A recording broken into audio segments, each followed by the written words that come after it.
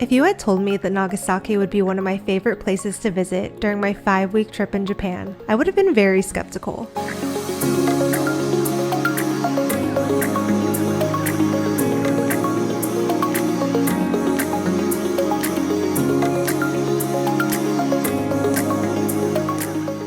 Nagasaki, Japan isn't typically one of the first places people add to their list because it is located in the most southern region of Japan, the Kyushu area. To get there from Tokyo, you would either ride the train for 8 hours or do what we did, which is opt for a 2.5-hour plane ride. We added Nagasaki to our list because we planned to go to Fukuoka, where I was born. We decided to spend a couple of days in Nagasaki to explore the port city and visit the peace memorials to pay our respects and learn from the past. I'm not sure if it was the slower, small-town pace of Nagasaki, but there was something about it that made me feel comforted. 2 days did not feel like enough, although you can fit most of the top sites into a 2-day itinerary. In this video, you'll explore Nagasaki with me and get a list of some of the best things to do. Locations of places visited and a more detailed Nagasaki travel guide will be listed in the description of this video. I hope you enjoy and find this video helpful. Now let's start our journey in Nagasaki.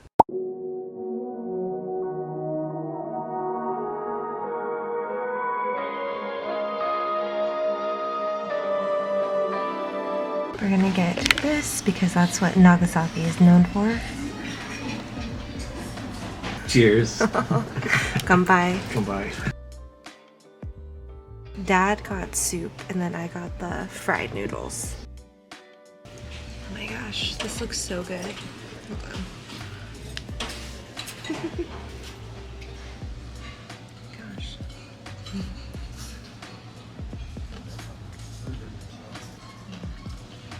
Alright, now we're on the hunt for dessert. We're gonna go to this little town next to where our hotel is.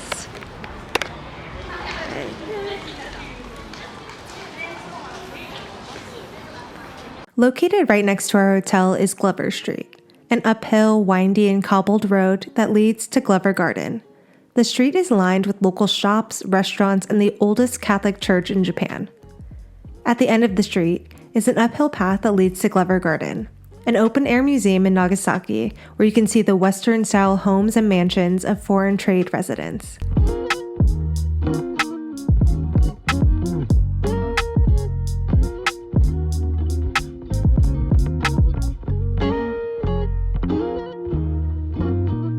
One of the homes you can tour is Japan's oldest wooden Western-style residence. It is the home of Thomas B. Glover, who made massive contributions to Japan's modernization and trading business. The homes were beautiful, but we didn't end up walking through any of them, because the garden itself was breathtaking enough for us. Afterwards, I finally got my dessert from a shop on Glover Street. Room tour. Okay. Closet right here.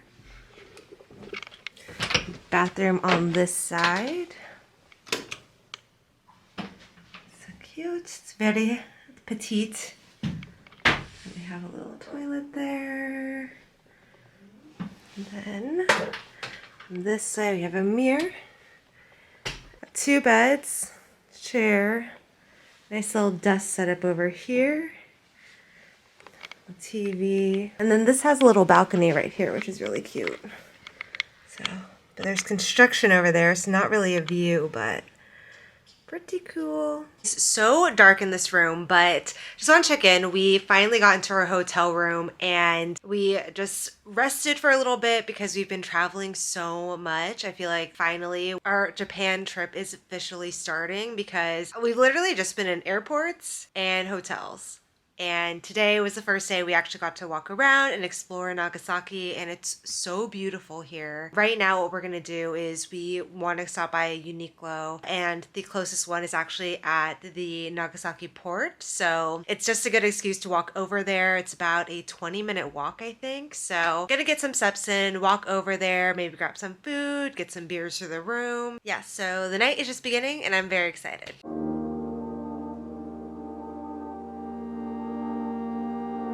Walking in the rain. We're walking to the port right now. Yes, and we got these free umbrellas from the hotel. To be honest, I'm not exactly sure why we decided to walk in the rain. However, I have zero regrets about doing so. Walking is honestly the best way to see Japan because you have time to take in all the minute details that you wouldn't otherwise see if you traveled by train or bus.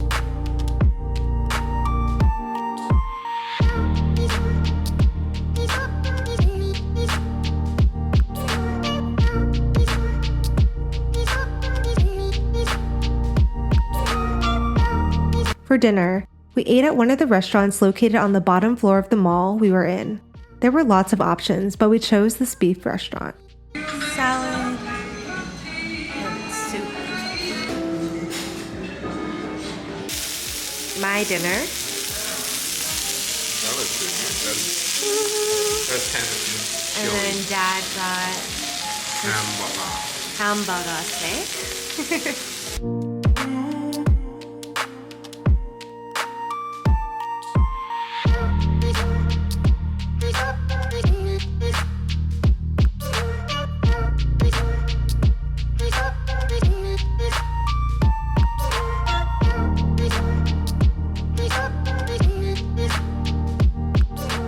Last thing I had to do is we have to pick up my jacket, which I left in a coin locker because I didn't want to carry it. This is the key to get my jacket, 100 yen.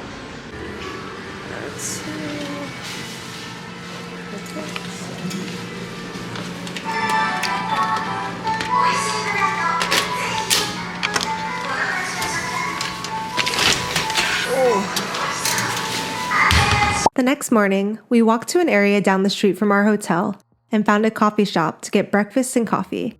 I got a Sonogi matcha tea latte. Fun fact, Higashi Sonogi, located in Nagasaki, produces 60% of the tea in Nagasaki Prefecture and is one of the major tea production areas in all of Japan.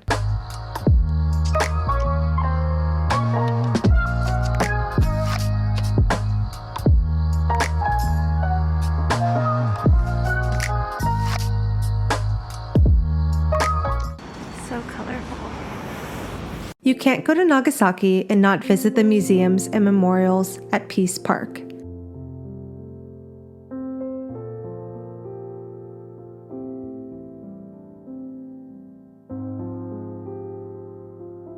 The first place we visited was the Nagasaki National Peace Memorial Hall for the atomic bomb victims.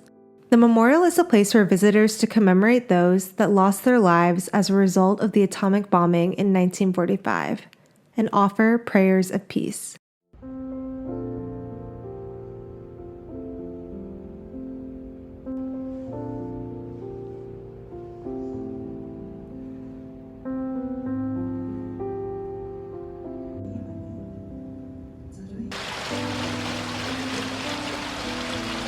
After paying our respects, we head to the museum to learn more about the devastating impact of the 1945 bomb. Although somber, the museum is there to educate and remind us of the importance of peace.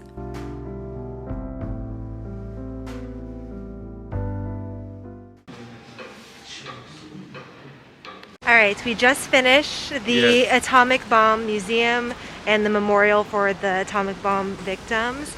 And it was really, really moving. I didn't really take that much video in there because of just the subject matter. And yeah, you just need to see it in person.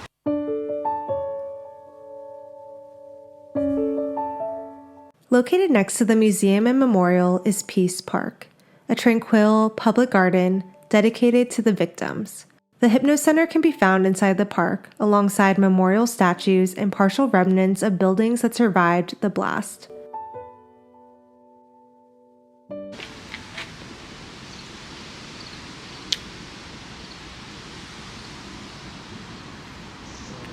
Wow.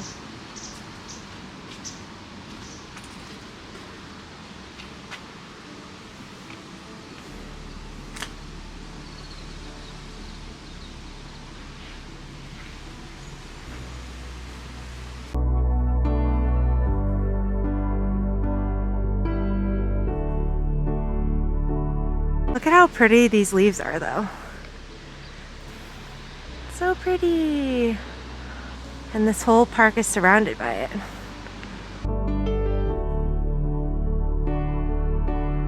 Within the park, you'll also find the Fountain of Peace and the 10-meter tall Peace statue. Spending time in Peace Park and the museums are an essential part of visiting Nagasaki. I was deeply moved by the experience and recommend ending your visit at the Peace statue so that you can end with a symbol of hope for the future. It was a really windy day in Nagasaki, so my dad and I decided to get some tea at a small shop across the street from the park. We got a corner spot by the window and each ordered tea sets. We're gonna get the matcha and the hojicha.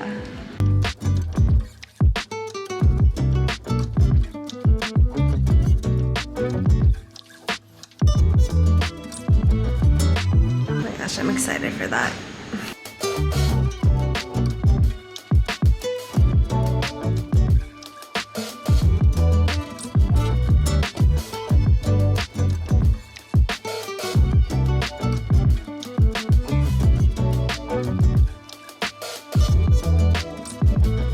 Some fuki.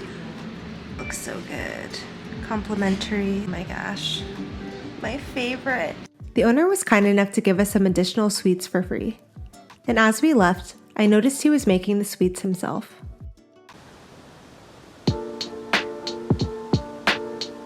Alright, just got off the bus and now we are in Chinatown.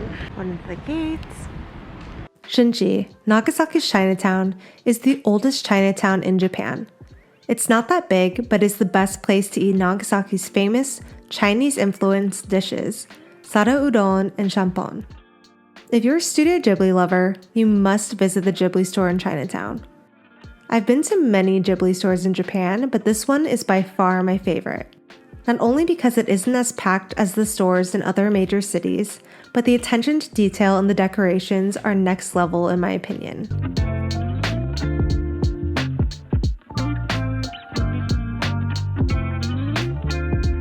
One day, I would like to come back for the Nagasaki Lantern Festival, the largest Lunar New Year lantern festival in Japan. It's held every year for 15 days after Lunar New Year, and Nagasaki Chinatown is the center of all the festivities.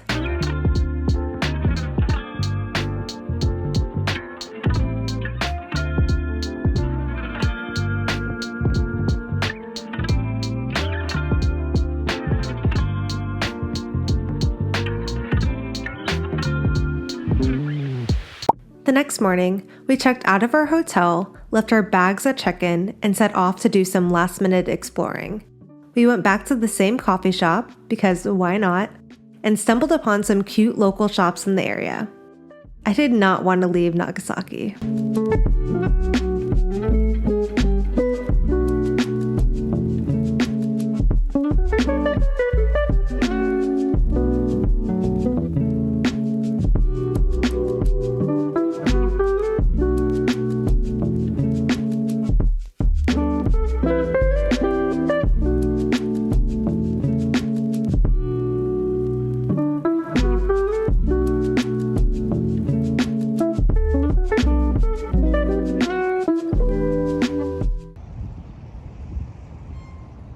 So we were supposed to be headed to Fukuoka already, but I told Dad that I love it here and I just wanted to spend just one more walk by the pier because look at this view.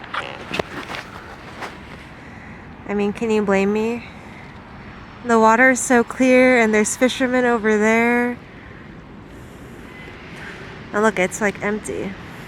Right now I'm just taking everything in because it's so beautiful and the air is so, it's like cold, but it feels really good. Especially I have my heat tech on, my jacket on. Really enjoying this first leg of the trip in Nagasaki. We still have many other prefectures to go, so you guys make sure you're subscribed to my channel and have those notifications on because just know Fukuoka is coming, Kyoto, Osaka, we're going to Kobe, Kanazawa, Tokyo, and all the surrounding areas. So yeah, it feels really great to be back in Japan after so many years.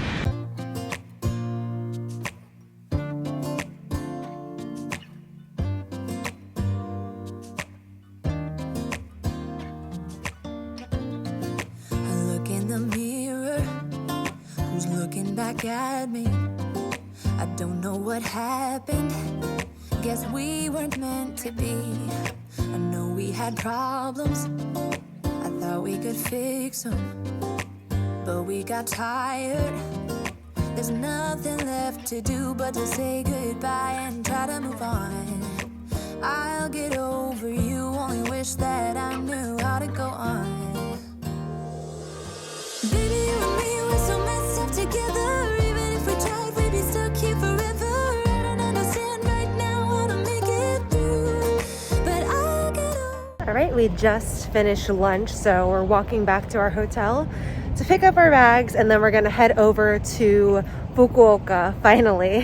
One last thing I will say is that there's a ton of places to just, or a lot of things to see if you just walk around Nagasaki. It's beautiful, especially during the day. Like when we initially walked, it was at night and it was still pretty because there were lights everywhere, but during the day, the water is crystal clear and it's gorgeous. 2.5 days did not feel like enough time in Nagasaki, but I have a feeling I'm gonna feel like this every place we go. I think what made Nagasaki so special was how slowed down and small town it felt to be there. Coming from Los Angeles, I always feel the hustle and go energy in the air. Nagasaki isn't as crowded as other major cities like Tokyo, Kyoto, or Osaka are, so you have the ability to slow down and really take in all of your surroundings. As you continue to watch the next episodes, take note of the difference between the Nagasaki JR station compared to the others.